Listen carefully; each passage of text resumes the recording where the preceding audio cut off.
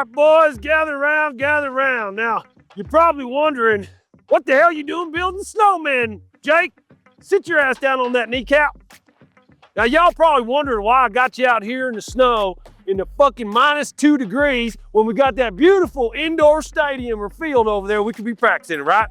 I find that disrespectful. You think it's funny to be eating an apple in front of me? I made a good choice, Coach. I'm eating an apple instead of a candy bar. All right, you got a lot of tricks up your sleeve, but I got some things I want to say. So could you please keep your mouth shut while we talk about this game? Now, there's a lot of people nationally who are talking about how great you guys are. You're 10-2, pretty damn good, right? First place in the AFC West. You went down to a East Coast game on national TV and won a thrilling overtime victory. Found a way to win, which is the most important thing as a team. Offense, defense, special teams, right? You love playing with one another, you believe in each other, and you're finding ways to win no matter what. Winning those close games, that's what it's all about, right? Yes. That's what some people are saying. You know what others are saying? You went out there to the goddamn Washington Commanders, a 3-8 football team, and made their quarterback look like Randall fucking Cunningham when he couldn't make the starting squad on an intramural team, and who gives a shit, State University? You got some things to clean up. All right, and if you think riding the razor's edge like that is gonna work going into December, January, and God willing, February, you got another thing coming, Mr. Plummer. All right? So I hope you brought your Clorox wipes and your fucking mopping bucket, because we got some shit to clean up, starting with the quarterback. In your pants. Oh, yeah, don't you touch my pants. Come on, Coach, get him right. Quarterback, Bo Nix. Oh, Bo. Bo. It's almost Christmas. We're going to change ho-ho. Hey, I'm the funny man, not you. Just stick to the analysis. Well, what Bo did in the game was phenomenal. Again, he found a way to win, let him down on a drive in OT when it matters most. This kid, his stats aside, let's not get too concerned about stats. Everybody wants to talk about stats. But he did throw for 321 yards. Yeah, because he was balling. Exactly. He doesn't give a shit about stats. He's balling, making plays. He's also missing a few that are going to be needed to be made as time goes. And what we're going to reference a little bit is like a couple of those plays. Like early on in the game, he dropped back in the pocket. He got to his back foot. There was a really nice pocket. The O-line played a great game. They did a really good job giving him time. All he has to do is settle and take a little moment because he knows he's got guys working downfield. Pat Bryant was running the middle route. The defense was spreading, and you might have to sneak it in there, and it may have to be thrown before he makes his break. But if Bo just settles and makes that throw, boom, it's a first down. It's a 12, 13, 14, maybe even a bigger play, knowing Bryant and his skill set. But what Bo did is he hit there, and he immediately felt like, not an edge, but he felt a presence. And Bo is he doesn't want to get sacked, right? Coach, dad told him this. Well, coach is telling him this. Sacks harps on it, right? Yeah. And Russell Wilson is gone because he took too many sacks. And Bo does a great job of not taking sacks, but he's also not doing a great job of sitting there when there's no reason to move or to bounce out and throw the ball to the flat. Yeah. He threw the ball to the flat when it was too soon. He went too quick. You got to wait. Even if that guy's not open, wait. They can think you're going to throw it and then drop it down to the swing route. And he'd have a lot of Harvey, room. and now Harvey's got room to go make something happen instead of just jumping all over that, because we see that play over and over. The quick throw in the flat, quick throw in the flat, quick throw in the whatever. So if Bo could just settle and trust the calls, like right now the coaches are making great calls. Settle, wait, and even see the defense. Don't look at your receiver. See the defense, they're bailing. Make that throw early. Give Pat Bryant a chance to be the player we know he can be. So that was one occasion. And even the one to Courtland Sutton, Bo had a pocket and he went like he was going to run, and then he threw. And that's another skill set Bo has. Now one down the left side. Yes, down the big play. Huge in the turkey hole. As huge Payton play. calls it. Huge play. But I don't want to sound critical of Bo because he's doing so many great things, but these are the little things that if he just settles, trusts, and makes that throw, that's what we're going to need to see if they are going to be contenders for the Super Bowl. Well, this is the walkthrough, so we do talk about the things to clean up. But let's give him some praise a little bit for that touchdown he threw to Courtland Sutton. Oh my at the very goodness. end. Two big targets to the left. Nix looking that way, not open, trying to take off. Got it away for the touchdown for Sutton. His knee was almost down, but he kept it alive. Fire to Sutton. First off, you're down in the red zone, take care of the ball, which we know Bo's gonna do. Into the half, you don't want to give them a play, maybe a pick six the other way. You don't want to give up points, because even if you just take a sack, you can kick a field goal. Yeah. Bo takes off. What he did really well at the very start of taking off is he put that ball away. And he started to run. Coming up, and he saw the defenders coming, and when he went, he saw him there, and as he's going down, he makes that phenomenal throw. A throw that we're gonna talk about for a long time. If this season does what we hope it does, and when they finish where they can finish, winning it all, that play will be an epic, iconic play in Bo's career. I believe, because there are not many guys that can do that. We see other guys that pull it off, but Bo again made some great plays, booting to his left, threw a great accurate ball to Trautman, escaping pressure to his right late in the game, made another huge play on the run, full sprint. Yeah. People don't understand, like most guys, they roll out and they kind of settle and throw. Bo's running full speed and ripping accurate balls on the run, and it's been phenomenal to watch. So, and he did it in the first drive on rolling left to Adam Trautman on a deep cross. Got to give some props to Adam Trautman for a good game, catching some passes, making some moves. So that was set up by running the ball early. Right. So if they keep just sprinkling in runs, if we see them not just abandon the run, but still keep sprinkling them in, it gives Bo the chance to do some more play action, getting out of the pocket at what he does so well off the cuff, but he also is phenomenal on the cuff. You call it, call it, coach. Yeah, tight ends had a really good game. Not just Adam Trautman, Evan Engram, that 41-yarder at the end on the jerk route. Yes, right. Jerk route was really nice. Jerk chicken. Pointing at Frankie Louvu. Four-man rush, he's got time. And in the middle, he's got Evan Engram inside the 20 to the 10-yard line. Jerk, good seasoning. You put a little sauce on that, DB. Yeah, the linebacker's right here, and as the tight end, you come up and you gotta jerk.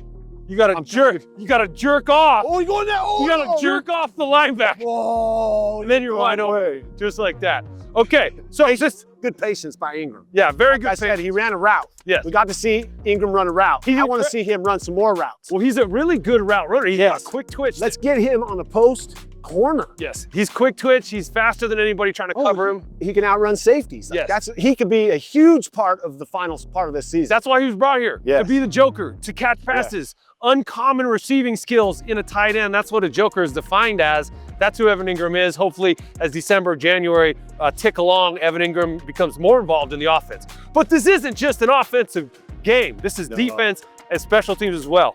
And the defense had an interesting game, okay?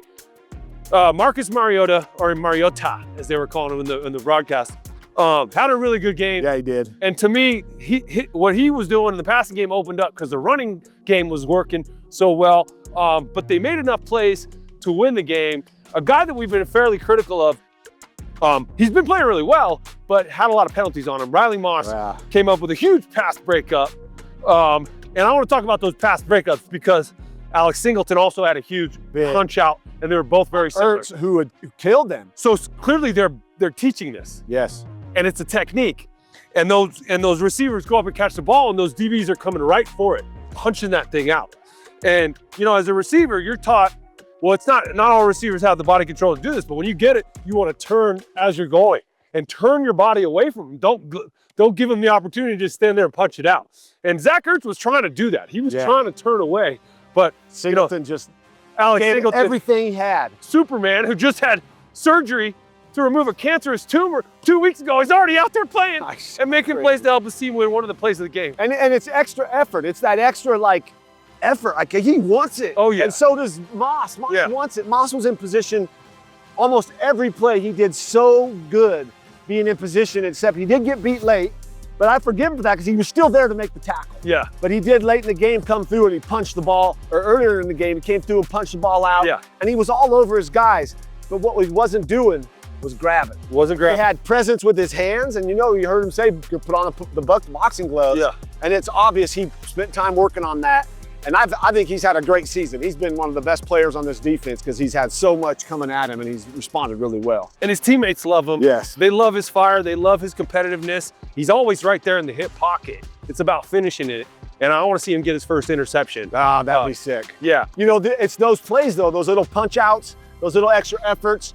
McMillian did a great job on a pick play. Yeah. They came to pick him and he just like thought through it. Yeah. And he stayed on his guy and the pass was incomplete. Yeah. Now those are those little things that are going to stack up when we get into December and then January. Like those are the little plays that they got to be made, and they are being made, and it's awesome to see that. Well, let's talk about those plays as the season goes on, because there's also the special teams unit. Yes. And the special teams unit has been really good in past weeks, but they're going to be, they're going to need to make these game-winning or game-changing or even just critical plays in a game. And one of those critical plays in the game that they weren't able to make was downing the punt inside the half-yard line. Crawshaw, dialed it, dropped it right there, and little Jordan Humphrey had his foot on the line and didn't really realize that. That body control is tough when you're trying to stop and go along that goal line and keep your body in and also pay attention. Your momentum's taking you this way, and you got to tightrope it in and knock the ball out. Yeah. And so fun. That's a fun play to make. Yeah, it's a fun play to make, but a play that he wants to get back. I mean, they had a penalty, so nullified if he makes that play. Yeah.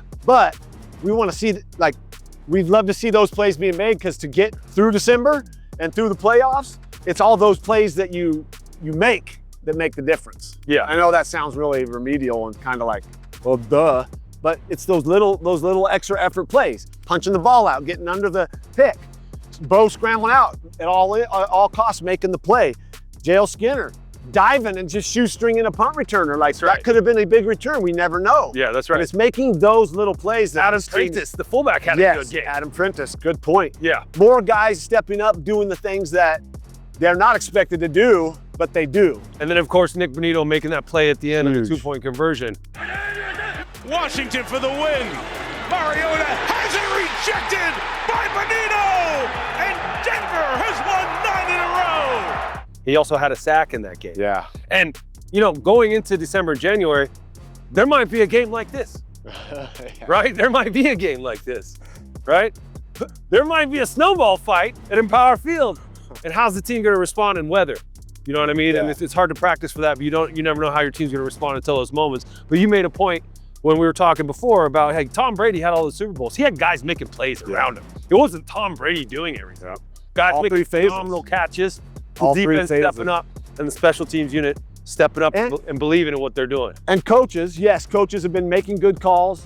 Vance Joseph makes a great defensive call, but he ain't punching the ball out like Singleton did. So it's the players now taking this from the coaches, because we know our coaching staff's good. Yeah. They're developing talent behind. Everyone's wanting to get on the field.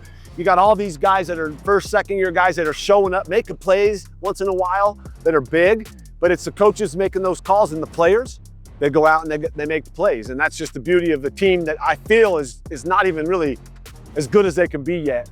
They're getting there, and it's like, that's the fun part, is while everyone's, Washington's a 3-8 team. It don't matter in the NFL. No, they were It's the easy one coming up this week. Yeah, you should take care of the Raiders. Bullshit, man. It's the NFL. There's no easy game ever. And that's why I feel like Coach Sean Payton is the right man for the job, because he knows that. He knows the not mind games, but the psychological approach to play with the team, to not make them get complacent and think that they got it made. No, they don't. And so you highlight the things that the Raiders do well. They got a pretty good defense. They got a really good running back. They got maybe the best tight end in the league. And they're going to be hungry to beat the Broncos. It's a division rival. Yeah, they want to get wins. Those players are going to go home and look at their family and friends with a little respect on their face, not getting disgraced. That's right. So 10-2, first place in the AFC West. And we're trying to get back here for Super Bowl 60, right? Yeah.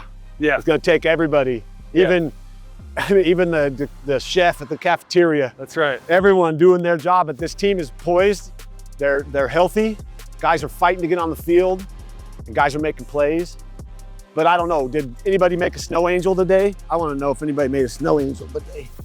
They did now. Look at that beautiful goddamn snow angel, boys. If you ain't in the ground, in the snow, do you really want it? Bring it in. Walk through on 3. 1, 2, 3. Walk through.